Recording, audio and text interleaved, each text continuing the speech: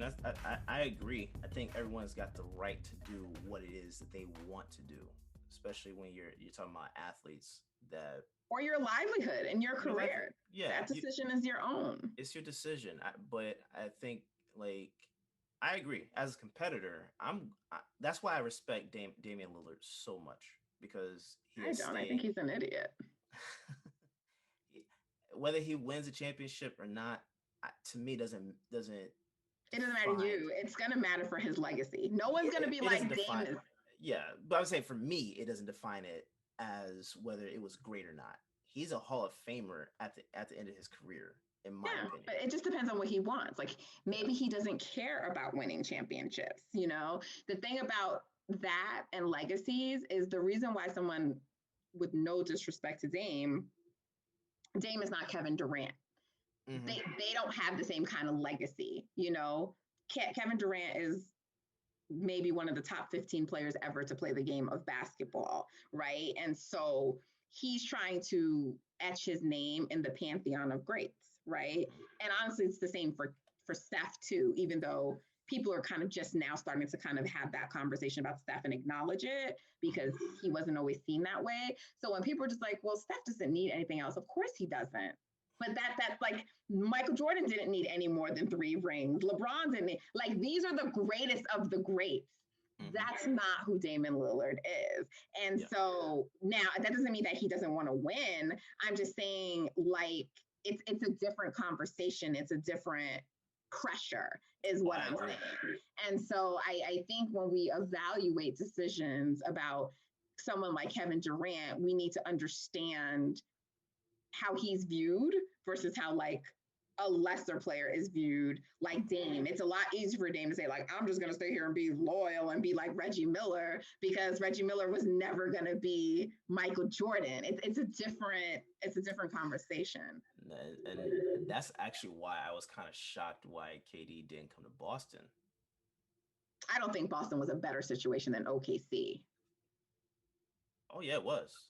I don't But at agree. that time, yeah, it was. The reason why I say that is because where the pieces that they had and the picks that they had already, where they were going at that point in He time, says picks, but not like actually in reality set in place. It would have been a step back. it would have been a step back in terms of where he was ranked for sure. But that's the reason why I thought it made sense because if you're talking about legacy and all that stuff, like Boston is But he doesn't in have terms to. of the history of this league, Boston Yeah, is. Boston is a richer franchise, agreed.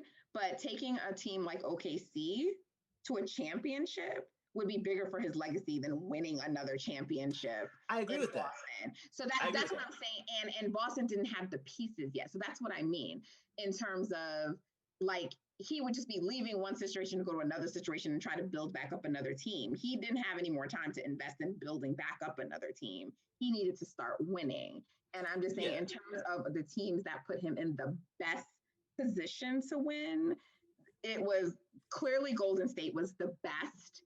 And then you either Yeah. stay in OKC, or to me at that time, the Clippers had like the complement of stars. And also, that's also kind of considered like a laughing stock organization. So if you were to lift them and bring them to like championship level, that would be saying something. So, you know, Well, I mean, technically, that you could have said the same thing about the Celtics as well. Like team that one of the at that point in time had the most championships. Now it's tied, but but they weren't ready. Like if he went there and if they couldn't make any other moves, is what I'm saying, they wouldn't oh, have they been like they had they had the ability to make more moves at that point in time. had the ability, but doesn't mean that they can, right? And that's always the issue with Boston. And maybe he didn't believe in their ability, right? Like the only reason that Jerry West was able to get Kawhi Leonard to the Clippers is because they had to like mortgage their future Hmm. to get Paul George, is what I'm Hmm. saying. Like, but I'm just saying, like, it's kind of like what LeBron did when he went to Cleveland, right? Like, if they don't trade for and by the way, he did that move with no one realizing that Golden State was on the come up. So, but let's take that out of the equation for a second. The way people viewed that was he's going to Cleveland, but like, if they don't make more moves, that Cleveland team was not going to be like a championship contender, right? Mm. So he had an understanding with Gilbert, like that something was going to happen, and something did happen very shortly. They traded for Kevin Love, right? Now, and he probably forced Gilbert into that because Gilbert's a different animal, but he did the same thing. He went to the Lakers, giving them the understanding that they were going to give him a moment to get a piece around him. But also, Clutch was working on getting Anthony Davis to, right? It wasn't just like, I'm going to go there and I'm going to build this up. And that's what I'm saying. Like, Kevin Durant would have had to have the confidence and belief that Danny Ainge could get something there, and maybe he didn't. Like, Danny Ainge could have said, like, look, we have all these pieces, we can make these moves. But it wasn't like a Kevin Garnett situation where he's like, okay, Paul Pierce is there and Ray Allen is coming, I'm in. Like, I'm just saying, more than one thing happened. And so that's what I'm saying. It's not that like Boston doesn't have a rich legacy. I'm just saying Kevin alone going there with no guarantees of another player wasn't going to be a championship team just by him going there. And I'm saying the only reason why I thought they really had a shot, Durant wanted to play with Al Horford. Durant and Al Horford aren't a championship team. No. I'm saying no. I'm not saying that's a championship team automatically. Don't get me wrong. But what I'm saying is that he wanted to play with Al Horford, right? Yeah. And that they were also about to trade for Gordon Hayward. That's what I'm saying. Like that's what I'm saying. Like this. Those guys aren't beating the Warriors or Cleveland. No. You're saying KD, Avery Bradley, who was a perennial defensive player. I know Avery Bradley. I'm saying Gordon Hayward ain't that guy. And KD and Horford weren't beating the Cleveland Cavaliers. Did you see when Al Horford was on the Atlanta Hawks? And I'm not talking about the Hawks. That's a dysfunctional franchise.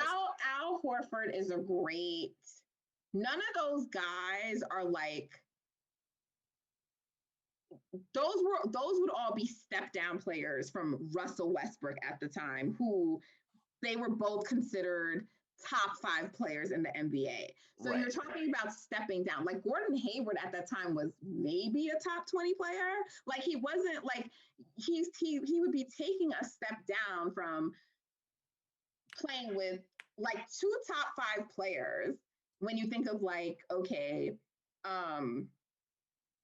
Bron and AD is going to be better than you getting like yourself and 2 like B-level stars. Because if you look at what the reason why OKC was able to take Golden State 7 games when they had like a Dre and a Clay is because they were the more talented team. It's just that Steph is Steph and the Warriors are really great, but 2 top 5 players are going to be better is what I'm saying. So to me, it's a step back if you went there and they got Gordon Hayward, and that's not the kind of guy that was going to get KD to come. It had to be a superstar. I know, I understand those aren't the guys to attract KD. I'm not arguing that they're more attractive than Golden State. What I'm saying though, or OKC for that matter, is what I'm saying. Or OKC. What I'm saying is that in my mind, from a legacy perspective, you're talking about one of the storied franchises in the league, right? Mm-hmm. Boston and LA, the Lakers. Those are the 2 most storied franchises in this league. So in my mind, what I was thinking was, if you're talking about, and KD was sitting here talking about, he is I think at that point he was like, I like he believed in himself about being the best player in the league, right? Well, of course, it was the best player. They all do, but he was probably. Well, at that time, after losing the championship, Steph got knocked down, but like he was 2 or 3, right? Yeah, like and he was up there. But see, that's the thing. In my mind, I'm thinking you're in that conversation. If you go to the East, which is a easier path to the finals, you beat LeBron, right, in a 7-game series. You put yourself in that position to be the number 1 guy. Yeah, I'm not convinced. I'm not convinced though that team would have beat LeBron. That's first of all. Really? And with what they just showed you, No, I'm not. With it No, I'm not convinced because they went to the Eastern Conference his Finals that year. right, but his number, yeah, but like his number two guy, right? That was coming off of 2016. So his number two guy was gonna be Gordon Hayward, and LeBron's number two is Kyrie. Yeah, no. Like those With guys IT cannot scoring and Al Horford being there. those guys cannot They score. would Like, but Kevin Love was still there. You yeah. know? No, I don't think they were gonna win, but also okay, now Celtics fans are gonna come for me. But Oh boy. I think Celtics fans think a lot higher of their organization than the way that players around the league view it. You know, I think people still view the Lakers as a place to go, and I think they still view They just started seeing them as a place to go in the last couple of years. yes, because Braun is back there. But what I'm saying is the Lakers definitely still carried that cachet. They sold the jerseys still. They still did in Boston. And even the Knicks, like people would clown the Knicks and be like, oh, you guys think like you're more relevant, but the Knicks are still the most, they're valued the highest. They're one, and actually Golden State is now two, and the Lakers are three. That's because of the market. Right, but that's what I'm saying. So I don't. Oh my God, the sun! It's saying like we need to wrap up. Okay, but I just don't think that. I don't think the cachet that the Celtics fans view the org as having. I don't. Right, there's a messaging disconnect, and so you could like tell you're a little.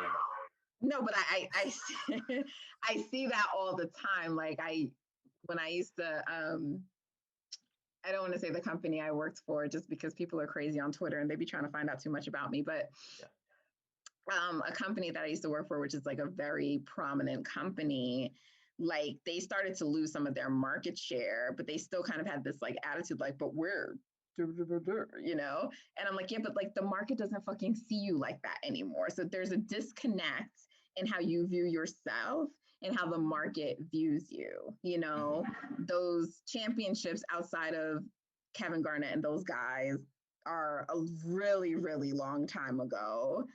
And yeah, but that was also the same thing for Golden State. No, but Golden State, right? But Golden State had just won, and I think most people saw them as a team that could get back there. And Steph Curry was clearly a top three player. You know, like they had right, and so that's what I mean. And like Chris Paul, and to a lesser extent Blake at that time, but those were still probably considered more marquee players than Al Horford and Gordon Hayward. So that's one. I just think there's a disconnect there and how people view it. But then there's also like there's a level of consciousness now more, right? Around players and stuff like that. And there's the stigma that Boston and the city and the racism that's a real thing for people, you know? And so and that's why I don't think Danny Ainge does a service to his organization when he comes out and makes a statement like, I've never heard. Like, yeah, I thought that was like that was ridiculous. And that's why, you know, and the whole IT situation did not go over well with people. We know like that from that still baffles me. You know why? Because it's not like they traded IT to the Kings. They traded him to the King. They traded him to LeBron. You see what I'm saying? Like now, what happened after that is not on Boston. Now, no, but the issue is that he played and risked further injury for Boston to get traded. It's not about what happened after. It's like because I think people think that had he not put his body on the line like that for the Celtics, he wouldn't have hurt himself. And maybe even if the Celtics don't give him a contract, he could have still got a decent contract somewhere. Whether that's valid or not to think it, there's a perspective on them already around that. So, you know, they are like, I understand that the organization may always treat their players well. And someone like Kevin Garnett can always speak to that. But there is a perception of the Celtics. I mean, honestly, it was actually shocking to me that I ended up liking the Celtics because when I was younger, that's what I thought of them. I'm like, the Celtics, racist ball club, all white boys. And, you know, that's what I thought. And so that's a perception. Just like when Braun joked the other day when he was picking the All-Star team or whatever, and Rudy Gobert and those guys were last. And he's like, look, you just got to understand how people view the Utah Jazz. And like, I don't think that people view the Celtics as badly as the Jazz, but I don't think the perception of them is what Boston fans think it is, you know? And so I think it's weird. I think the perception thing is weird because there's an argument to be made on both sides, right? But I'm not saying it's not a great organization. I wish more players would go to Boston, but perception is reality, right? perception is reality, yeah. And that's all it comes down to. And so to me, the Celtics would do a better job if they worked on their imaging and messaging. And maybe if they hired a Black person like me to work for them, you know, I could teach them. But most because definitely. You have people like Danny Ainge talking about, I've never heard of racism. And it doesn't help because, listen, in general, GMs around the league are Republicans and they vote Republican, right? Oh, for sure. And so you already have someone like Danny Ainge, who basically he's a MAGA. We know he voted for Donald Trump, you know, like, and so these are things that are embedded in the mind of like, people think like the athletes don't think about this or they don't care, but they do. Like the Clippers players never liked playing for Sterling. They knew he was a racist owner. So you have a perception of your organization, whether it be because of the city or whether it be because of what's happened in the past, but there's a perception that your organization is racist. And what you're choosing to do is like not address that, right? Even around Gordon Hayward, right?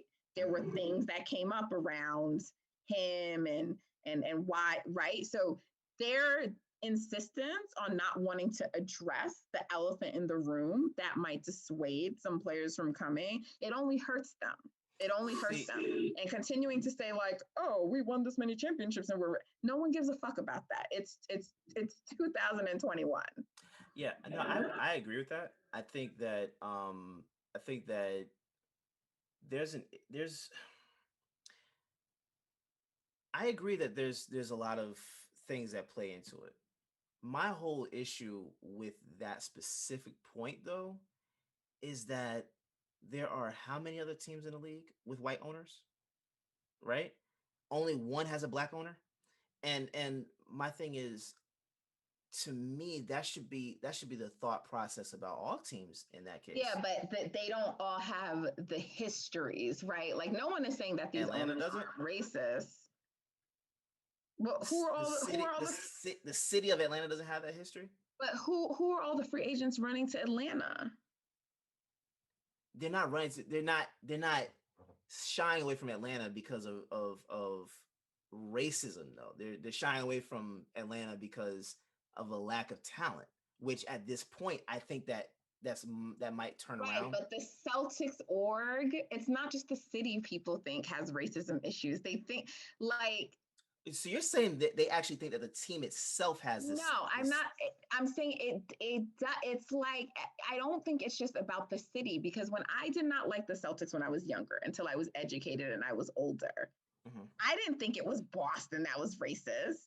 They were an organization. It's kind of like the way you look at the Mavs and the way you look at the Jazz. They always seem to have very white teams, right? It wasn't until the KG and Paul Pierce and they started doing something, because Paul Pierce was there and Davis and whatever, but they had this perception of kind of being like a white ball club is what and that's weird to me, because they're the first team with a black player and the first team with a black coach.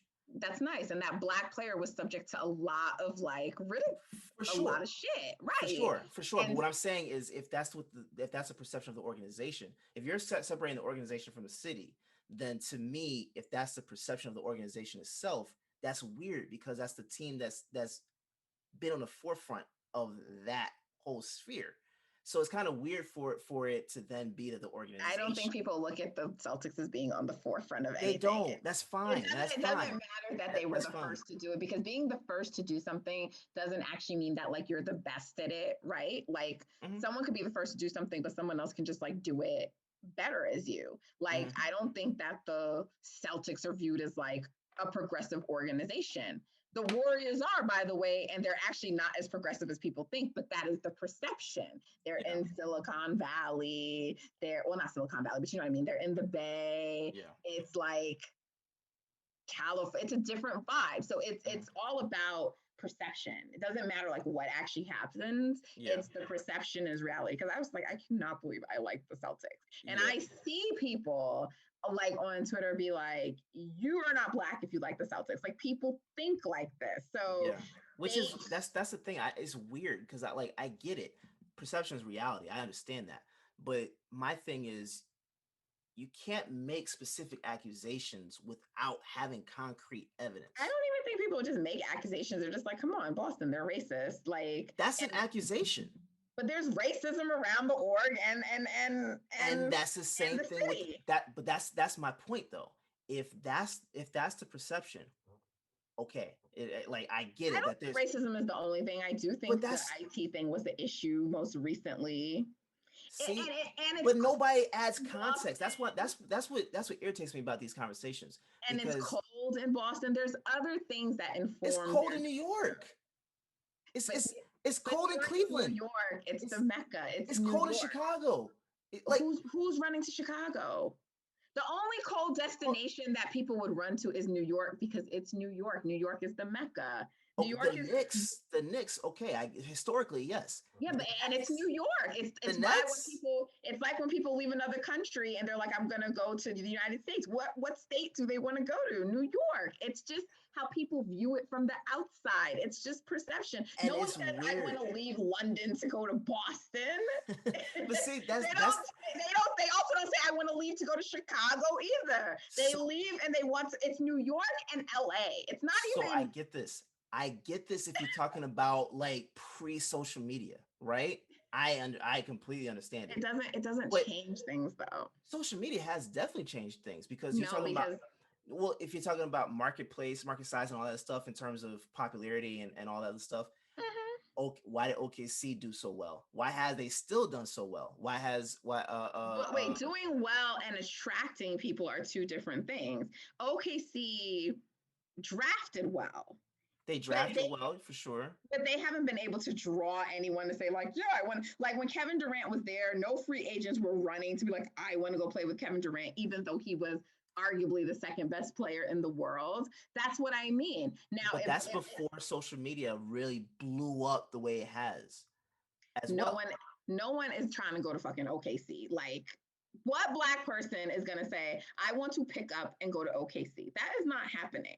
And by the way, I can just tell you, like, Boston is not like a very diverse city anyway. These people have to think about like living there in general. So, yes, there are black people in Boston, but like, I have friends in Boston and I've hung out in Boston, and like their social scene is not like, and again, I mean, I'm from New York and I've lived in Florida, and those environments are very different. But if you've been in places like that and seen what like those environments are like I love Boston, like not just like the team, but I actually like going to the city. I really like it. It's a really Mhm. beautiful city. I would never go move and live in Boston. So there's lots of things that people are taking into account. Like I know we think athletes are just like, oh, go play. They have families, they're raising their kids there, their wives have to like it. So, like, when I say Boston is not an ideal premier, like, because a lot of times, too, a lot of these athletes with their wives, remember, their wives are like doing things like they're trying to build their own brands, they're trying to build things. So, you want to be in markets that can, like, benefit that. So, these are things that places like New York and LA or like one of the appeals with like Golden State is like you're in Silicon Valley, all of the like right. So there's things that some of these cities can offer that like smaller markets can't. That's why like Presti wants so many draft picks. He knows he has to do it through the draft. Utah's a good team because they did it through the draft. They're never gonna attract free agents. And Boston what all I'm saying is they can't keep relying on rich championship history because that doesn't resonate. And whether it is fair or not, there is a perception of racism that is attached to the organization, fair or not, it is a stigma. And so you can approach it head on and try to which I think they should. but they don't. And so you're going to continue to struggle. And you might even lose players, because Tatum might finish that first contract. And if he can't convince anybody to come play there, and if him and Jalen don't get to a place where they think it's enough and they can't get anybody, right, they might leave. It depends on what their goals are. So that's why they really have to think about rehabbing their image. Because think about when LeBron was in Cleveland, he's LeBron James. And he couldn't attract people to come there as LeBron James because who the fuck wants to go to Cleveland? That was the first round. The second time around, again, social media, I think I think social media plays a big part because who the second time around wanted to go to Cleveland? I'm talking about the everybody was trying to get there. Who? Listen, did they bring J.R. Smith in, right? You're talking about role players. The role players are different. They will attach themselves. I'm talking about. Well, you're never gonna get like an influx of big players that want to go to one specific place. Of course you do. Anthony Davis wanted to go to the Lakers. Kevin Durant wanted to go to Golden State. If LeBron James, that's one person. That's two people. Anthony Davis. No, and I'm Kevin saying Durant. one person for each team. What I'm saying is you're never going to get an influx of big free agents. But you're not going to get that big guy first until you have a player or some kind of situation that's attractive to them. And then like the destination has to be attractive. And what I'm saying is even the second time around, remember, they landed Kyrie, they drafted him. So now Bron was willing to even go back because Kyrie was there. And then they traded for Kevin Love and he's white. But it wasn't, but like,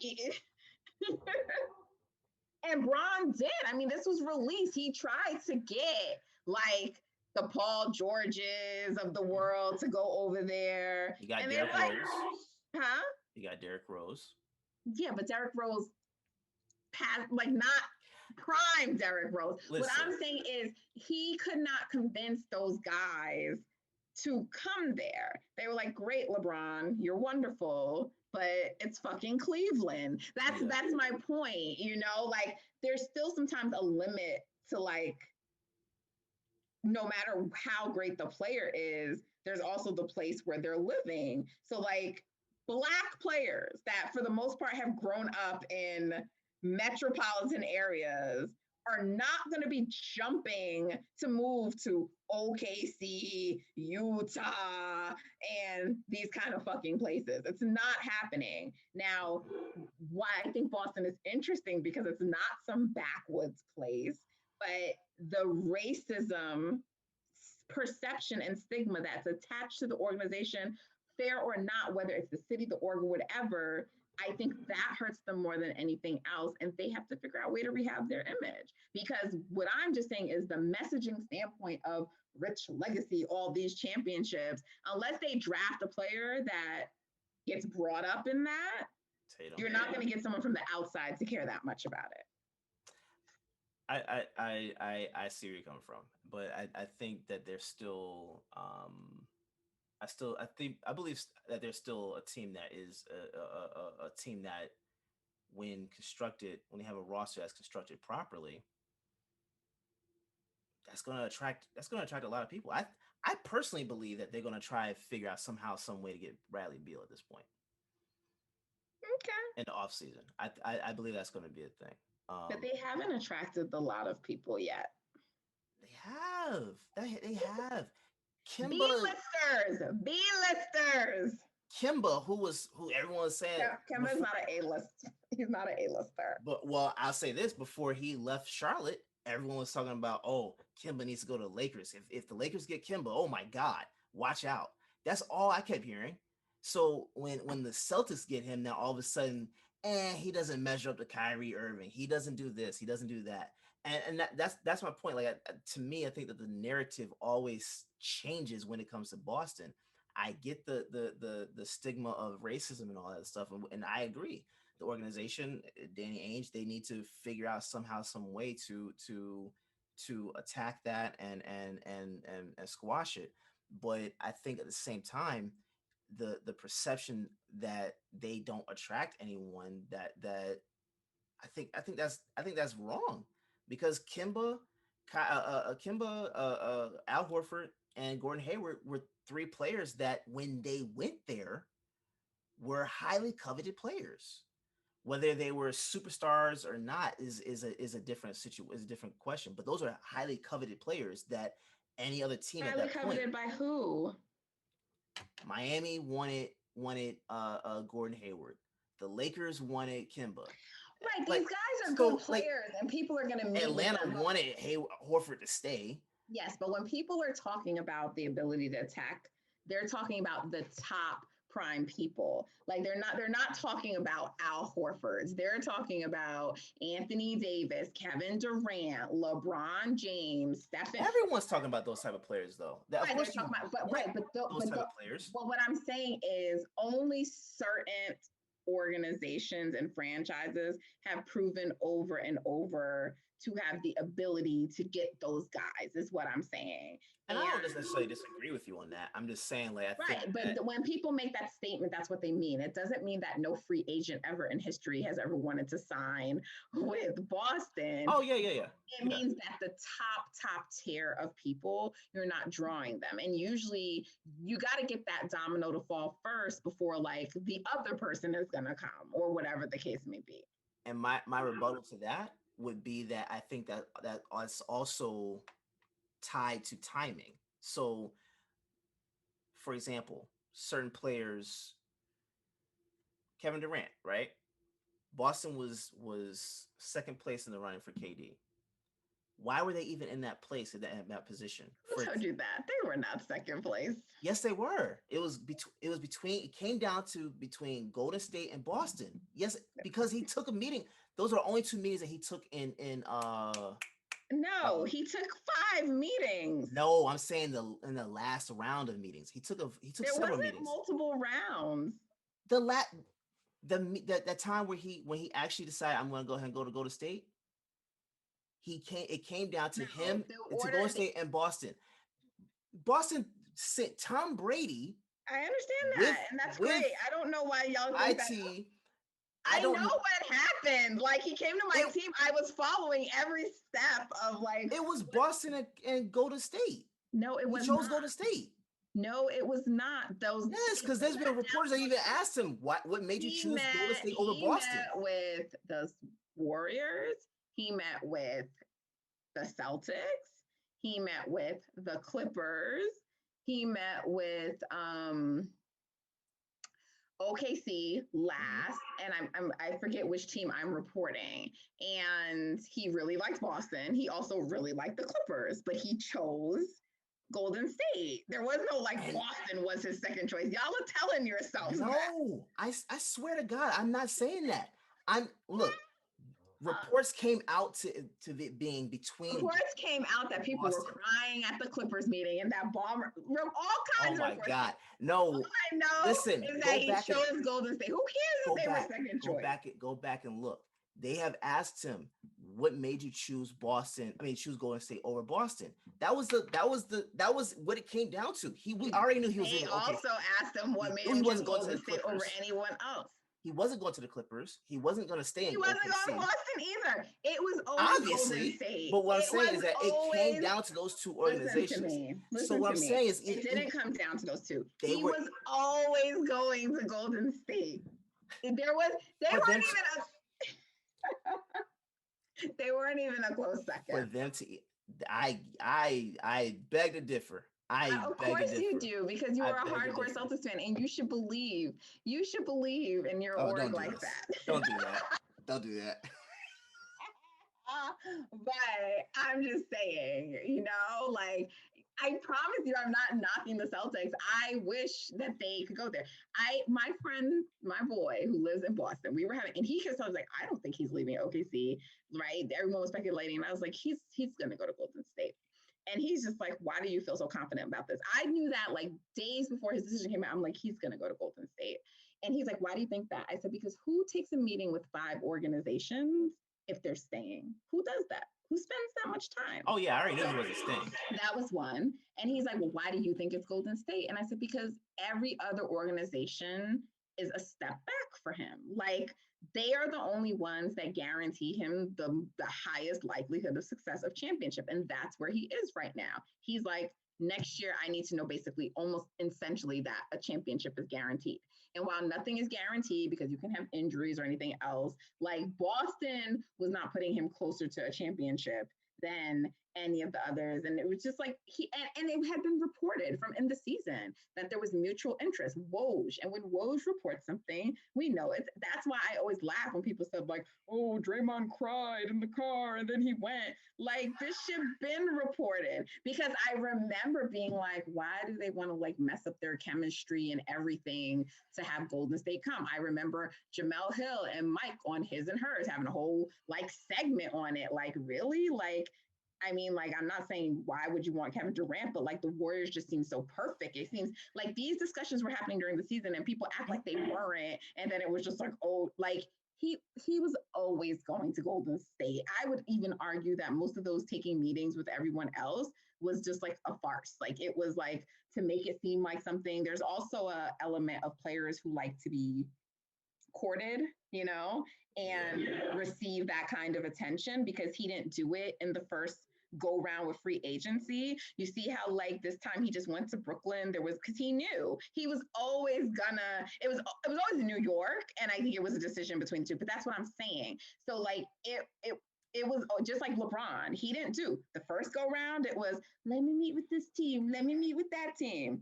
Then it was like, boom, I'm going to Cleveland. Boom, I'm going to LA. There were no multiple meetings. So a lot of times guys take those meetings knowing they have an org in mind, but it's like, yeah, I want you to court me. I'll concede.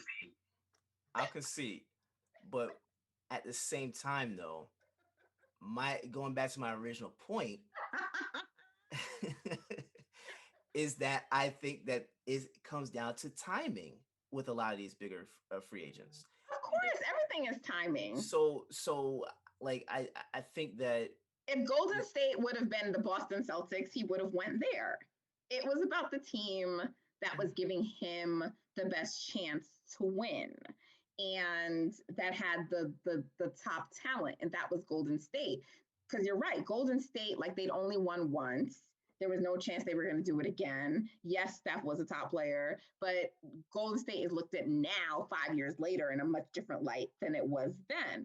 So you're right in terms of that reality, but it was still the place that had like the more premier talent at the time.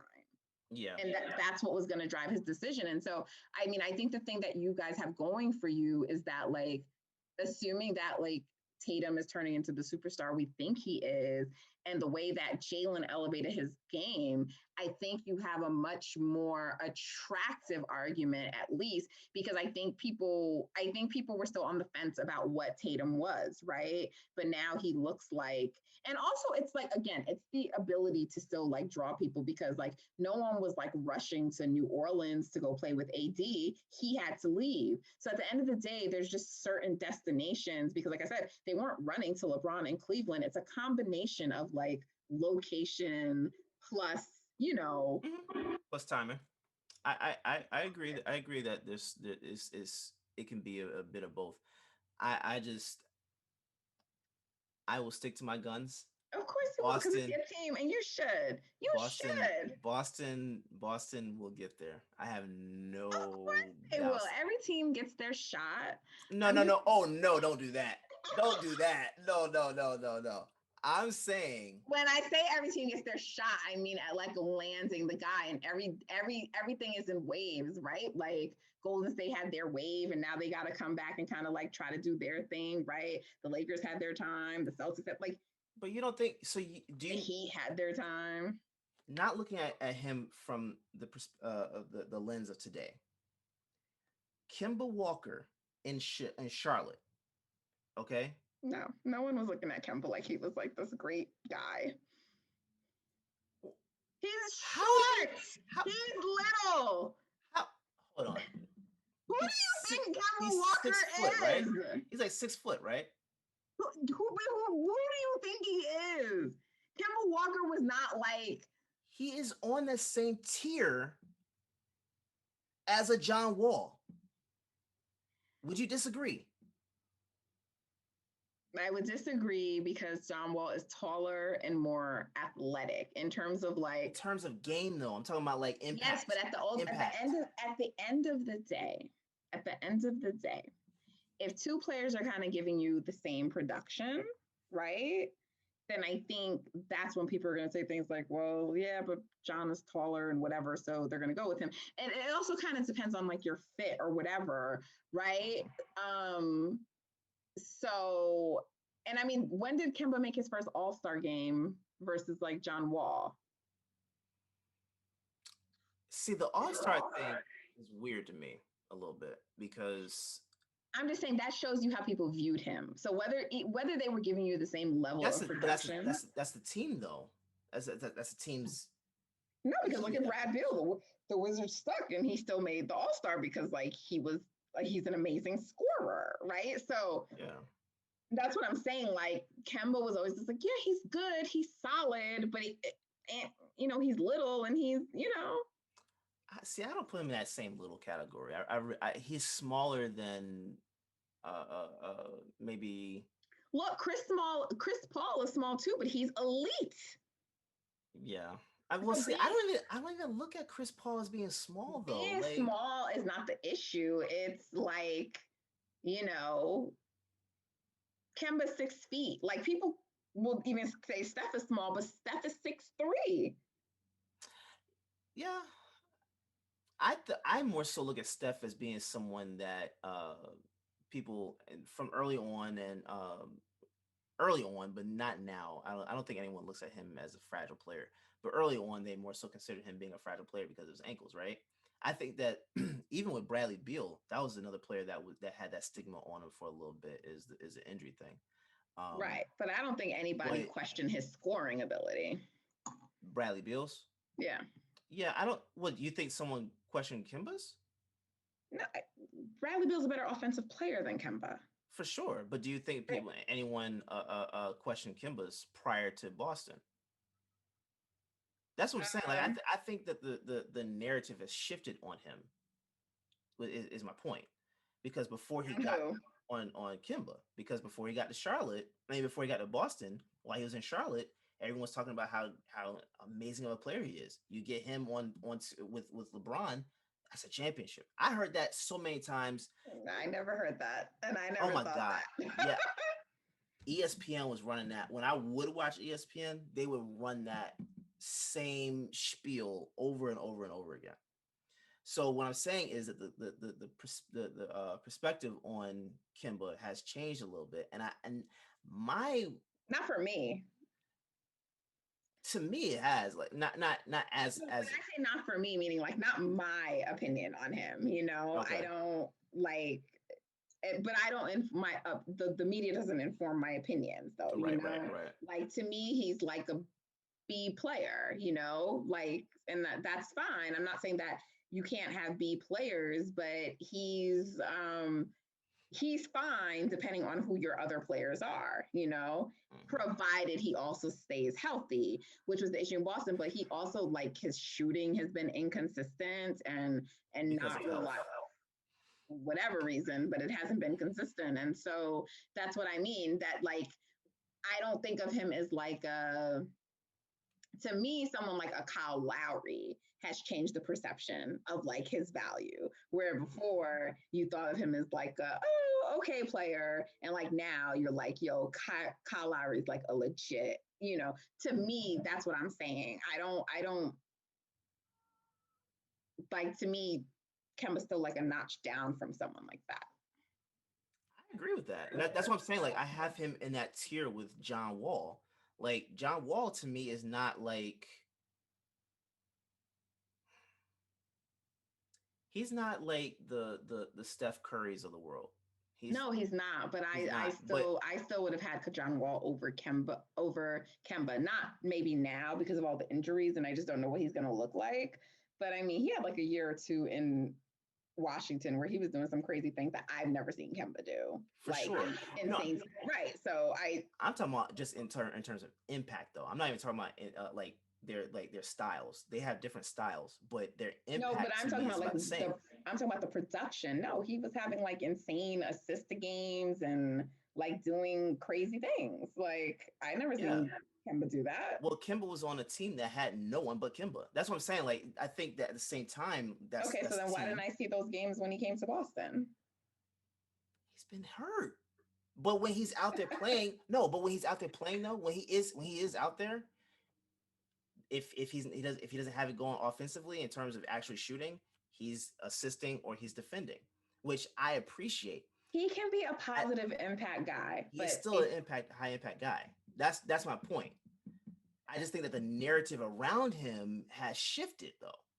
I mean, not from my eyes.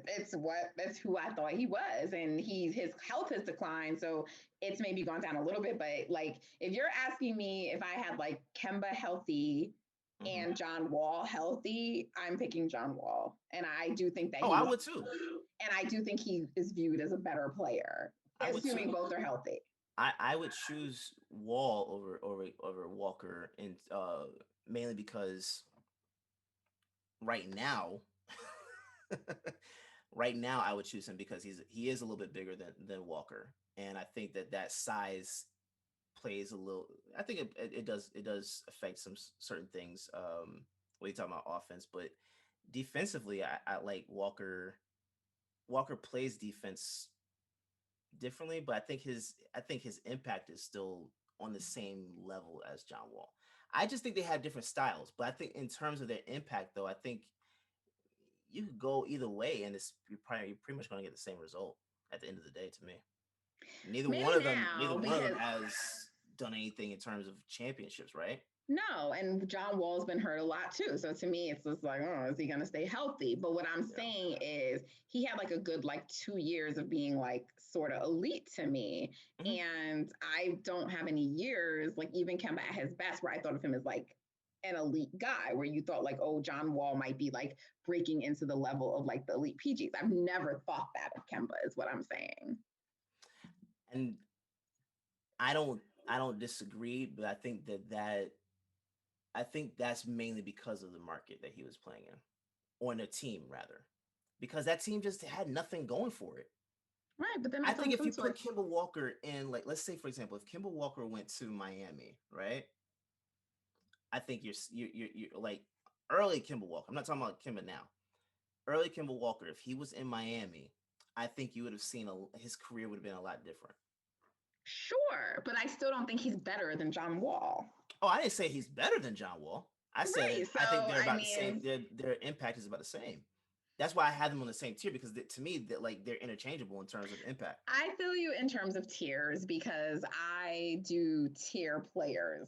I'm not sure that I consider them the same tier. So I got to think about that. Okay. Yeah. It's I do tiers with players too because I think like sometimes these differences between them are negligible. So I agree with you there. I think in my mind they're probably not the same tier, but I got to think about that a little bit more. yeah. It's because when I think about John Wall, yeah, like he had that 2 year run where he was just stupid. But at the end of the day, it got him what? What did Washington do? I think they got bounced in the second round But yeah, I mean, they never at the had enough most. pieces anyway, but like John Wall himself was like a piece and Beal was still young. I think if you would have had this Beal now with John Wall when he was then, they'd probably be a more lethal team. But their developments didn't like really happen at the exact like coincide at the exact Yeah, I would agree same with that. time. So, but whatever. I mean, it is what it is. So you're gonna like you edit, right? Yeah, Because you're gonna have to like break this up into like more than one show. I No might way. do halves. Yeah, And because there was this like is a a whole lot. discussion about like, This you is know, probably the longest episode I've ever recorded. this is the Natalie effect. I feel so bad. It's fine. It's perfectly fine. Real quick. Let's get Playoff playoff predictions. predictions real quick. Let's do a rapid fire. So Okay. we already know I don't even think we need to discuss some of these, like Philadelphia, Washington. Philly's advancing, and I think Washington gets swept. Okay, New York, Atlanta. I think Atlanta wins, and can New York win another game?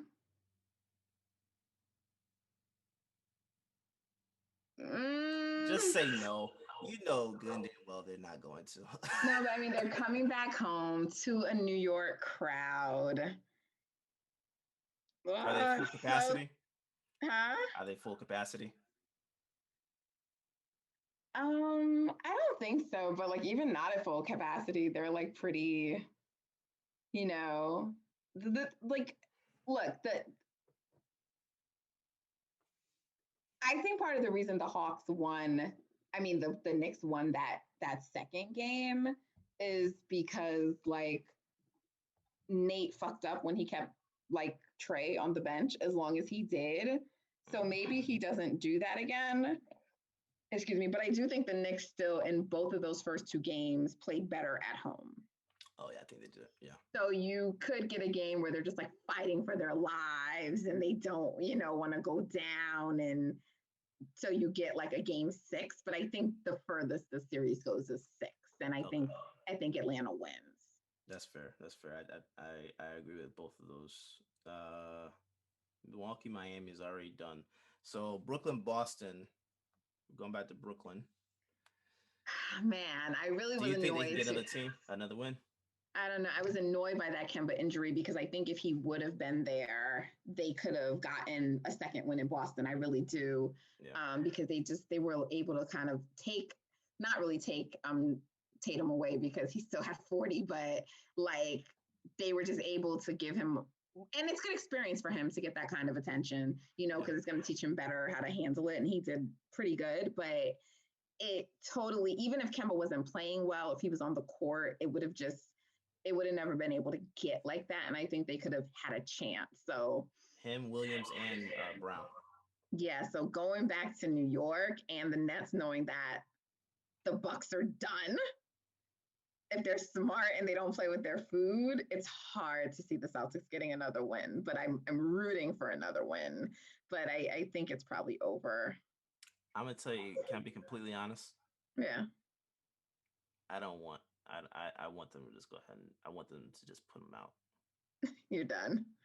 I've been done since January, to be completely honest. Yeah, I mean, I know a lot of Celtics fans like that. So I do think before I thought it could have gone six because they could have maybe like won the two in Boston, but especially because I was like, oh, they're gonna have like almost a full arena in Boston. But the I feel like the Kemba injury like eliminated any chance of that. So and Williams did hurt too. Yeah, but that's why I think Walker is a likely candidate to be traded by December. I'm sure they want to trade him. I just don't know like if they're gonna find the partner. But yeah, so I think they're probably done in 5. And then who else is in the East? I think that's it for the East. Yeah, that's it for the East. Utah, Memphis. I think Utah's gonna win that series. I don't even know that I'm convinced that the Bucks are really gonna win another game. I think if they would have just played, not the Bucks, the Jazz. I think if they would have stopped being cute and played Donovan in the first game, they probably sweep. I Memphis is a really obviously they just beat us, so I know they're a really like pesky team. But I don't think that they can match the shooting of Utah, and I don't know that I think a better defensive team could contain Utah shooting, but I don't think that the Grizzlies know yet how to do that because Dillon Brooks fouls out all the time, and I think they're just too young. So they're also probably like a gentleman's sweep, but they might win one at home for their fans, possibly. But I kind of feel like I don't really see them winning any more games. Yeah, Clippers, Dallas.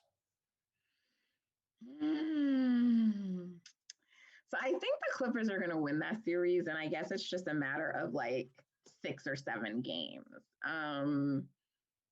Do I think they're gonna like? Well, yeah, and you know what, Luca's neck or whatever seems to be an issue for him. So I think that could make it get to 6. But I think they're capable of maybe winning one more at home. So it could go 6 or 7, but I still think the Clippers are winning. Yeah, I up until what was the first game that they won? Game 3. Clippers won their first game was game 3, right? Yeah, they flip flop. So they won both games in Dallas, and Dallas won both games. So now it's just 2-2, and now the Clips are heading back. So you just gotta like win at home. Yeah, You know. I think that Dallas. I think Dallas early in the season in a series had them where they could have knocked them out.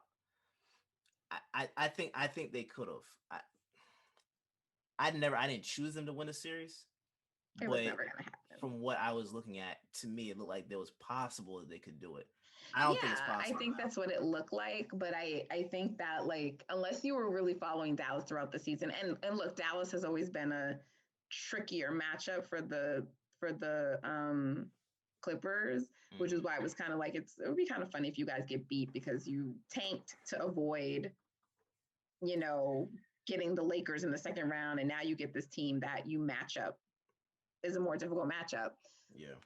But that said, when I looked and I saw how Dallas was winning these games, I'm just like, there's gonna be a regression to the mean.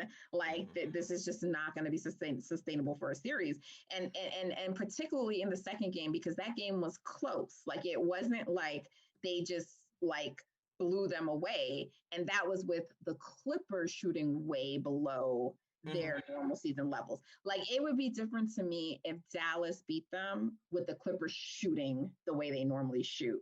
But the Clippers were shooting way below level and Dallas was shooting way above level. So that's why I didn't see them just like winning it because I'm like they're gonna regress.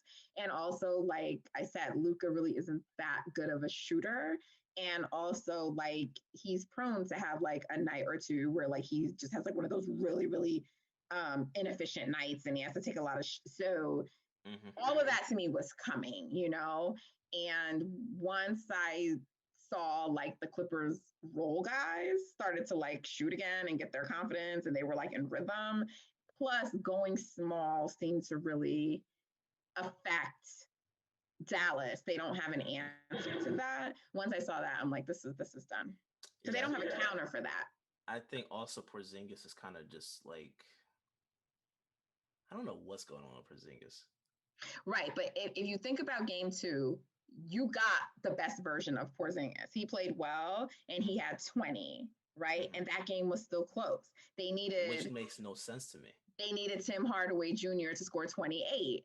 Mm-hmm. It makes sense because like the Clippers are the much better team. They just were like their role players were not playing. So for me, that was like always my thought. Like I had this conversation with someone after because he hit me and he's just like, "Didn't I tell you this would be a good series?" I'm like, because when he was like, I'm on record. Like people think like I hate Luca. I don't hate Luca, but I do not like the way they keep elevating him to like the next, coming.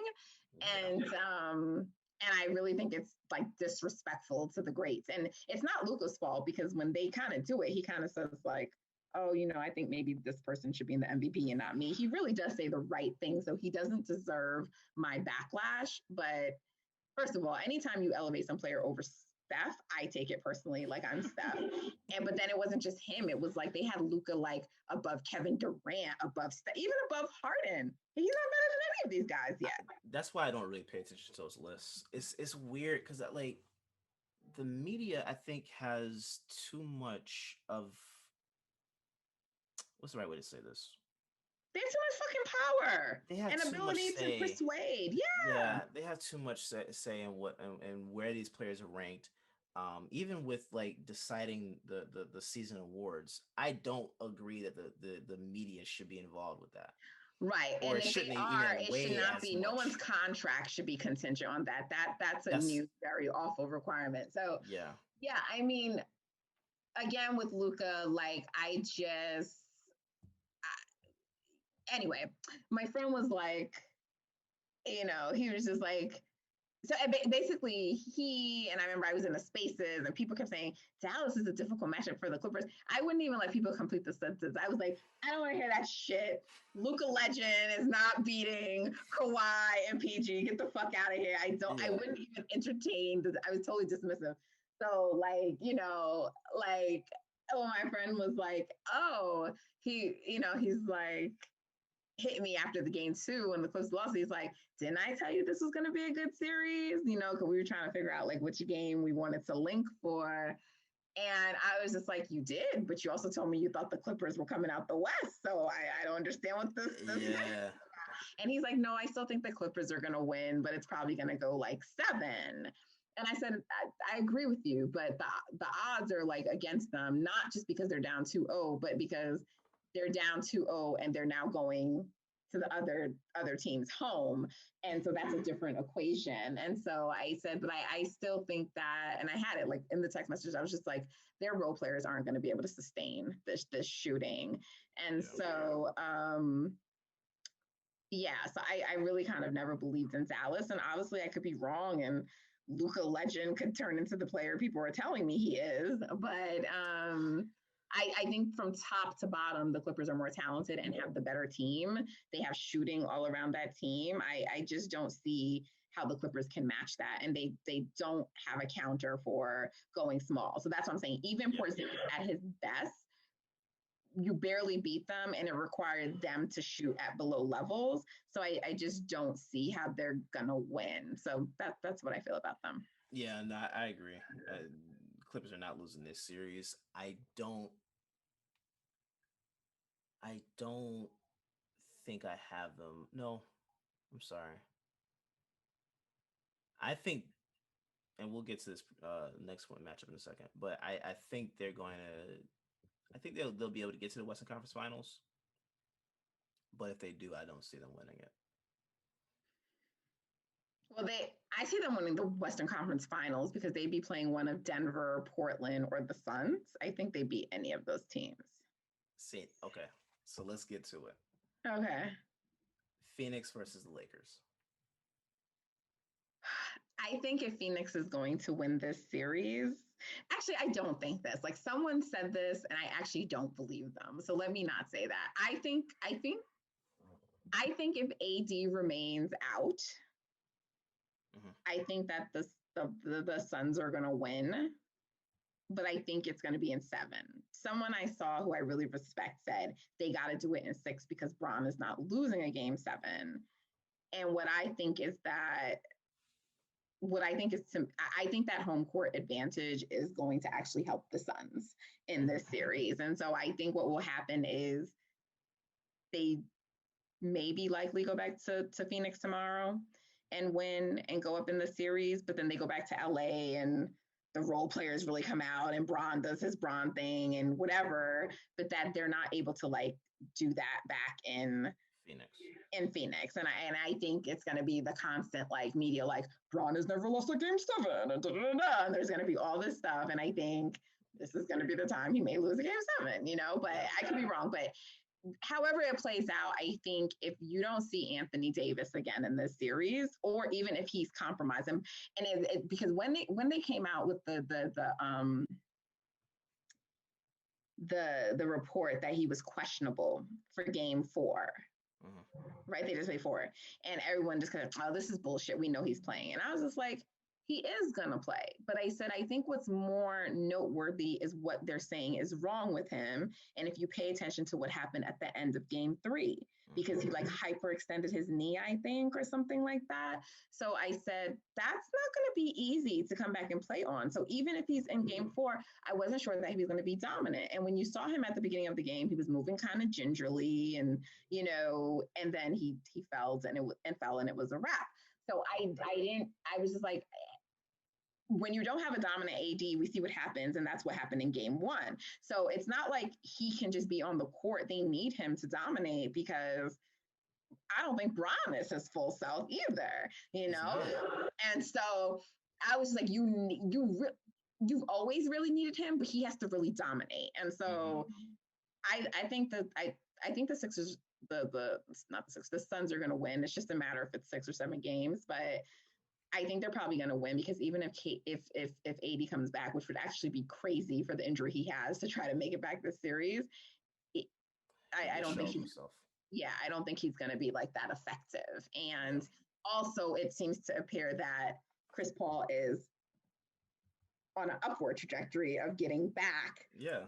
versus like his injury still hurting him. Yeah. So I think it's going to be pretty interesting. Yeah, I agree. I think Phoenix is. I actually thought the Lakers would have done themselves a service of trying to make it to where they We're 8.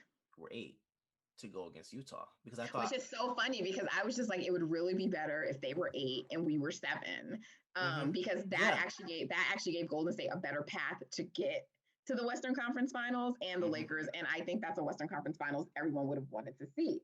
It would have. But whatever, things went the way that they did, and yeah, I agree. Yeah, because Utah to me, they're a good team, but The there Lakers aren't are a any. great defensive team. Yeah, and there aren't any. I don't look at Utah and think of dogs on that team. I don't. Donovan Mitchell kind of, but he's not as good as like Yeah. and to me it's really about the Lakers defense. Like their defense is ridiculous. Yeah. And smart. Yes. And I don't think that Utah will be able to make those kind of would be able to stop them like Utah won't be able to do to them like what they're doing to Memphis. And I also think that the Clippers probably have a decent enough defense as well. I don't think like if a team like Phoenix played Utah, I think they'd struggle with them because like Phoenix has a good defense, but it's like 9 or something like that. It's not like great. It's not top 5. Yeah. Yeah. I think the Lakers actually hurt themselves a little bit by going this path. I mean, it is what it is. But I don't have them winning this series. I didn't have them win the series going into it because I didn't trust AD's health. I didn't trust either one of their health. Yeah, so it's one of those things like because a mixture of that and the fact that their bench to me it's not as great as it was last season. Right? Like I think Rondo not being there is a huge step. People be underrating our guy, right? I don't understand how people don't see that. To this day. Yeah. So it's very weird. But and how also great would that be if he? Yeah, I guess. Because look at Drummond. Imagine, like, first of all, I hated Rondo on the Lakers, and then the fact that he won with them, like, killed me. But then could you imagine him going to the opposing LA team and, like, that's just like, wow, like, what a fucking legacy, yo. That would be, if he were to win a championship this year with the Clippers, he's won a championship with teams that are rivals of each other. 3 times, not just twice. 3 times. It would be pretty remarkable. That is weird. I actually don't have a problem if like the Clippers win. A lot of like Warriors fans do not like the Clippers and don't want them to win. I don't think they'd all admit this, but I think a lot of that has to do with, I don't even think so many of us were so mad that the Clippers won that series in the finals because it was much different than 3-1. For one, we were like never up like that. But 2, there was just kind of an understanding. Once you lost both KD and Clay, it was like damn near impossible to still win. Yeah. So I don't think it was something where someone could look at and really attack Steph like it was like some kind of failing, like the way they did in 2016. But what I know a lot of people did not love was then the conversation that then emerged around Kawhi about like being the best player and la la la la. And people kind of felt like, I did think that like the Kawhi narrative was being pushed a little bit in terms of like his legacy. But I did think, I never thought he was the best player in the league. I do think he's a top 5 player. I think that people revise his history a little bit because that first chip with the Spurs was as a role player. And people try to, like, I don't care that he won finals MVP. I don't care what he did over those last two games. It was still Tim Duncan. It was still about the big three. And he was a role player because he wasn't their main, he was like the third or fourth optional offense. He was like their defensive guy, you know? And so and even like those first few games of the series, he didn't even really like score that much. You know, he only ended up having decent numbers because like the last couple of games he scored more and, you know, whatever. So he was kind of like in that transition from going from like a role player to like a more like impact on the offense. But like, I mean, I watched that series, you know, and I'm just like, this is revisionist, okay? So It is. I agree. they use that ring and FMVP to bump his legacy in a way where it's just like he wasn't the primary. Like it And to be completely honest, even with Toronto, I think it's a little bit skewed it is. because It yes, is. he was the guy, but you, excuse me, you He remove had him a from lot that. of help. He had a ton of help. You He remove him had a from that lot of team. help. Toronto still went on to. Then they go to the Eastern Conference Finals next year. Yeah, to the point that Fred VanVleet got a Finals MVP vote. Like, Right. and I would actually argue that he wasn't the best version of himself in that finals. Like, He wasn't. heading to the playoffs, he definitely kind of carried them because they didn't. But once they got into playoffs, he was kind of struggling a little bit. And like Kyle Lowry and Van Vliet, they kind of, you know, so yeah, Siakam, exactly. So there was a lot of things that were overlooked because, of course, the media likes narrative. So, and so I understand that upsetting people, but like I've always liked Kawhi, even from the San Antonio days. Like I feel like he's so like he doesn't really say shit. Like he's not to me controversial. And I felt like he even like paid respect to Golden State because when people were saying stuff, he was like, I mean, they do have some guys hurt over there, you know? Yeah. Like he acknowledged that. And when have you ever seen another star do that? You know, it's just like tough situation, but you know, next man, whatever they say, because they don't want to acknowledge that they may like be playing like an inferior team. And he didn't run away from that. He's just like, look, they're missing some good guys over there. And I like, to me, like from that point, it was like the ultimate respect to me. So I don't really have a problem with him. I've always been a fan of PG. And because of the way people like go at him, I would love to see him get a ring. And obviously the only time I can root for them is when they're not going against Steph. So I don't really have a problem if they win it all, and I actually think that they match up kind of decently with the Nets because if people remember the one game they played in season when the Nets won, but it was like on a last minute shot. It was like really late in the game, but all the Nets players were there. All the Clippers players were there. And it went, I think it would be a really good series. Yeah. So I don't count the Clippers out. And, you know, we'll see. We'll see. Yeah. I agree with that. But you said you don't see them getting out the Western Conference Finals. So who would you see beating them in the West? The Suns? They're my dark horse. I can't. I know a lot of people will get down on Phoenix, but I like what they have there, and with Monty Williams as a coach, with Mikal Bridges, Booker, CP. Crowder, Ayton. I mean, I think they have enough. I think if there was a team that were to beat the Clippers, I think that would be the team to do it. The Clippers. First of all, Ayton has been like a beast. Like we just need to really give him his credit. He's actually been the best player so far on their team.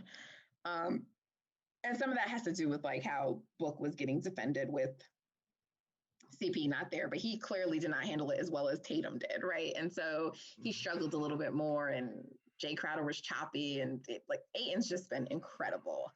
The Phoenix Suns were always a team I've always said too, like if any team kind of surprises us, I think it would be them. So I understand what you're saying, and I don't put it past them. I just think the Clippers are kind of like the way I feel about like the Bucks this year, but we'll see what happens. And when I say it's like the meaning, like they had to get over the hump, and I think like they kind of took that punch from Dallas, and I think Kawhi heard the noise about Luka being the best player in the series, and because I mean the way he has played the last few games is like some really elite shit. Like, I mean, for like the first half of all these games, he's shooting like 100%. It's like almost like second half before he has missed a shot. I mean, it's been like, I'm like, are you people watching what Kawhi is doing? This is insane. So, I feel like they got their little gut punch. They got their reality check of like, maybe next time we don't try to like play the odds of who we match up with. And I just kind of feel like they've got their biggest, and look, I don't think Utah is going to be easy for them to beat, but I just think that they have now kind of collectively as a team, like gotten that punch, been down in a bad situation, fought back. And so look, they still got to do it, but that kind of gave me like hope when I saw that. I can't trust the Clippers. I know everyone says that, and I think it's fair. It's the same way that I don't trust Utah, but I think the Clippers are a legit team, and I like the guys on it. So I'm just gonna like give them a little bit more support than others, but I definitely understand that belief. What do you think about Denver Blazers? That one's the hardest one to me. Because it was the 4-5 matchup. Are they? No, they're the 3-6 matchup. Okay. Yeah, it's harder for me to judge that one because there's an argument, I think, for both teams as to actually wins the series. Let me see. I think Denver's going to win. And it's going 7. Yeah. I think it's going 7. I think Denver's going to win, and I'm just basically giving them the home court advantage. And I'm also giving them that I think Luka is the best player in the series. Not Luka, Nikola Jokic. Yeah. Mm-hmm. Jokic. I think he's the best player in the series. I do think he's better than Dame. Dame is a great player, but I think Joker is still an underrated player. I think the hate around his MVP campaign is fascinating because a lot of the things people say about him are the same things that they said about Steph in his first year winning. And I think these MVPs that don't look like the traditional MVPs that people are used to, we know there's a lot of subtext around why people don't like Joker as the MVP, but I don't like the narrative that he only won it because everyone else got hurt. I think that's bullshit. I think he was always in the conversation, and when Denver, his numbers have been crazy all year. Yeah, they're insane. So I think like I said, I think he's the best player in the series, and they have home court, and so I think that just on the strength of those two things, they win. But I think it's going to be 7 games, and I wouldn't be surprised if Portland pulls it out. But I'm giving the edge to the Nuggets. But I think when the Nuggets see the Suns. And I don't even know, because that's the thing about the Nuggets. Last year, we kept saying they're not going to win. They get down 3-1, and then they just keep winning. I feel like the Nuggets are that kind of team. Like, we just assume, they're missing this player, and they are kind of depleted. They're relying on Michael Porter Jr., who is great but young. And, and to me, that's the greatness of Joker, right? Like, to me, that's what makes him great, because you're like, okay, they're missing some pieces. They're going to get counted out, and then they keep winning, and it's because of him. And so, again, that will be another series where he will be the best player in the series. And I have to, if they advance, he would be the best player in the series. And I have to give a nod to that. And so I don't know who I think would win that series. And the Suns would have home court.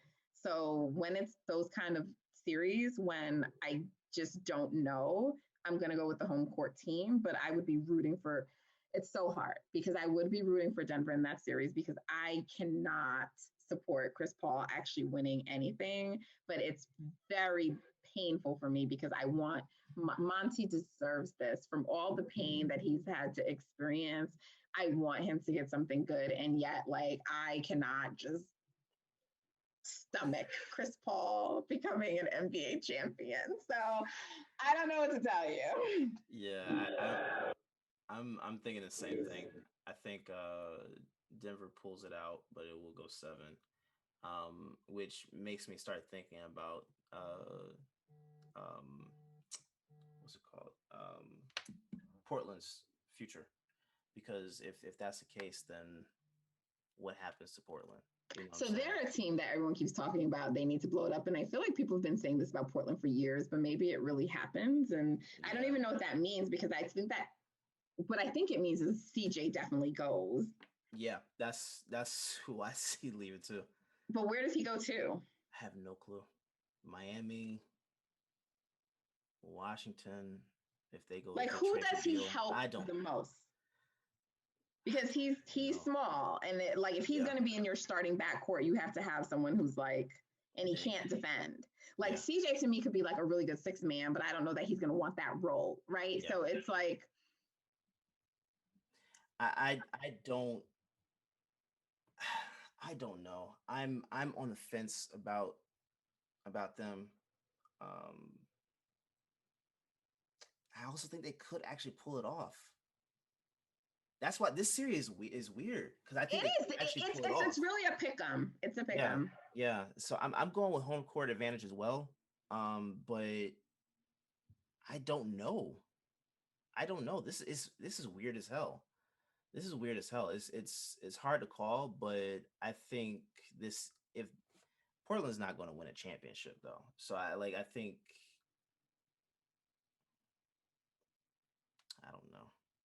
And you don't have the Nets making it out the East, you said though. So who do you have? The Sixers? Philly. Okay. Yeah. I see. Yeah. But you think the Eastern Conference Finals is going to be Sixers versus Nets? Okay. And so you have Philly coming out the East, and who makes it to the finals in the West? You think it could be the Suns, and if not the Suns, the Clippers? It's one of the two. Okay. It's one of the two, and in that case, I have Philly winning it all. And it pains me as hell to say that. I mean, I hate. Oh this. Yeah, because yeah, I hate saying that, but I think Philly would actually win it if the Sixers get to the finals. I'm gonna just say like this: if the Sixers get to the finals, they're winning the championship. Period. I do think it depends on who's on the opposing side. But because the interesting thing about the Sixers all season is that they were a great team, but they did struggle somewhat against the teams who had like better records and against the West. And I always think that's a notable thing to pay attention to. So, and I think the Ben Simmons thing is interesting because to me, he's like their Draymond. And I always think it's problematic when you have a player that is that much of a liability that the other teams just don't guard him. Like I don't see now. Look, they can make people pay for it, which is the biggest thing. But I think that would be interesting to see how that plays out in like the highest, most leveraged, situation. So that'll be interesting to see.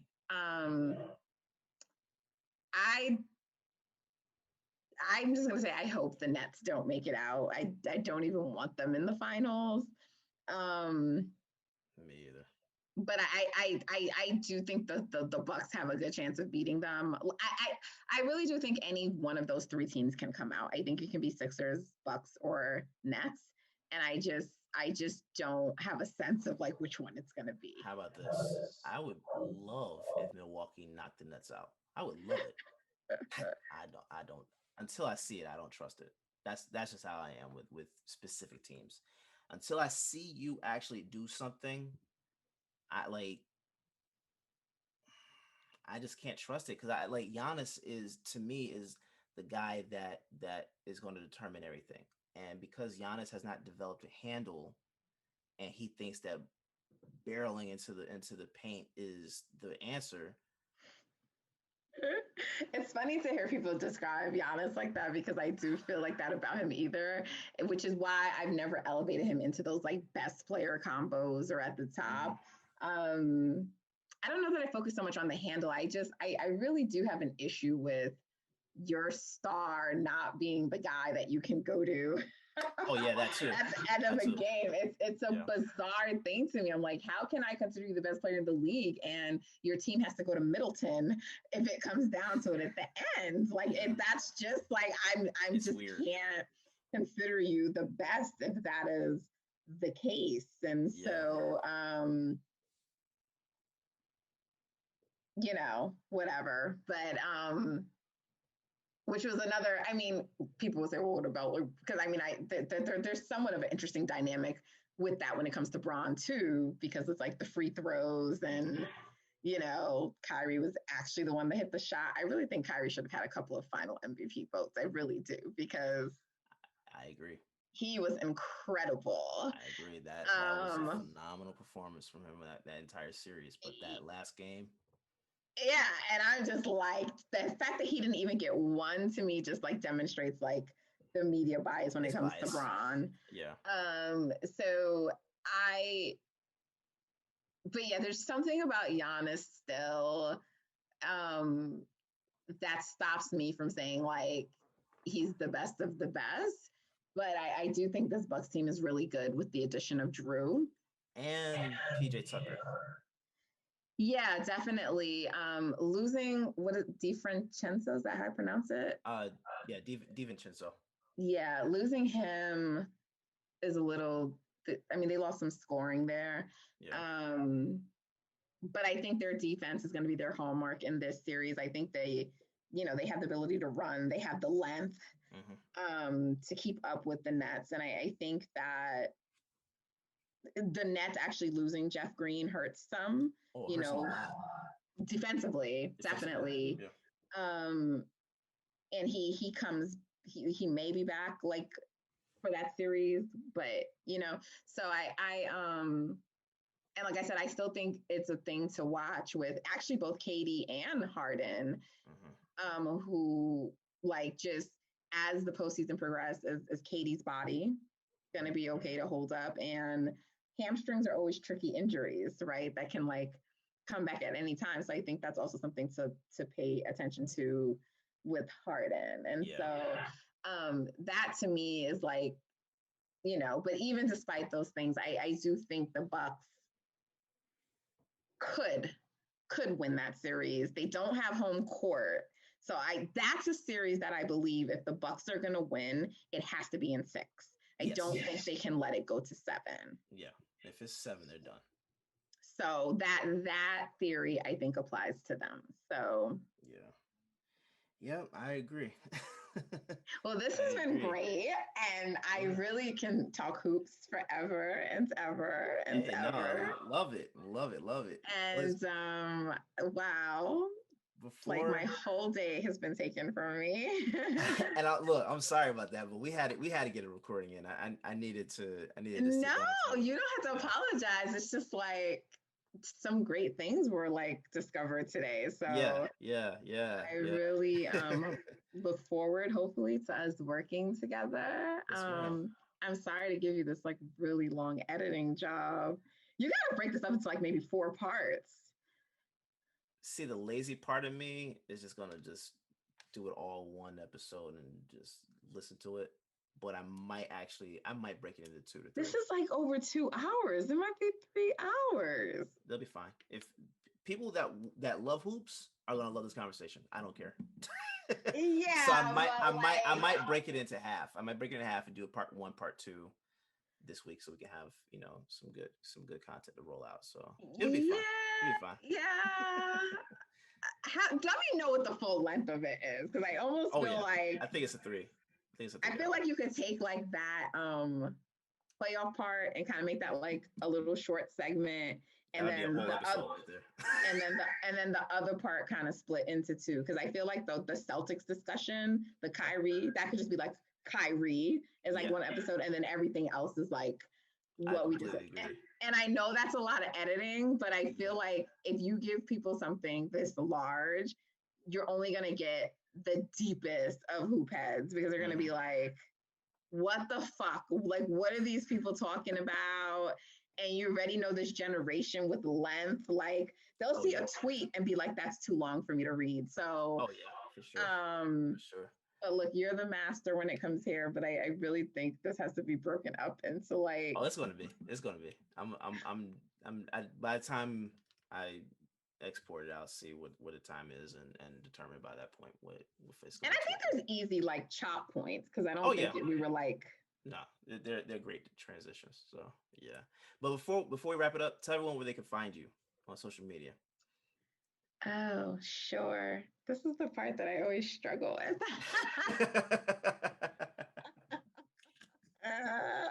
It's so weird. Like self promotion is so bizarre to me. Okay. Yeah. On Twitter, especially if you listen this long, you're probably listening because you like our hoops discussion. So follow me on Twitter at Natfluential. That's NATFLUENTIAL. So Nat like for influential, but Natfluential. And you'll catch me there primarily tweeting about basketball and a few other things. But if you are NBA junkie like me, and or you love the Golden State Warriors, follow your girl. And if you have a little thing for cooking, I have another little Go ahead. you should follow me on Instagram at Nourished by Nat. Sounds the way that it is, Nourished by Nat. And you know, I love food and I love cooking and I love bringing you recipes that are easy to cook. So if you have another side of you, check me out there. That's amazing, amazing. And as always, you can find me at Derrick underscore OTS. That's DERRICK, the black way to spell it. But don't follow me. Follow the black brand. Follow the brand. It is a black brand, I guess, but follow the brand at OTS Guys. All social media platforms. You follow us on Twitter, Instagram, Facebook, youtube.com/OTS Guys. And check out the website, otsguys.com. We have a few articles going up. I actually have one that I actually just remembered got sent to me like 3 days ago, so I need to go ahead and get on that. But yeah, check us out on all these platforms, and you can listen to find the podcast on all platforms, all podcast platforms, and let us know what you think. Nat, thank you for joining us. And Derrick, my guy. This is not the last time you guys will be hearing that. I guarantee that. Oh man. Have a good night. Later.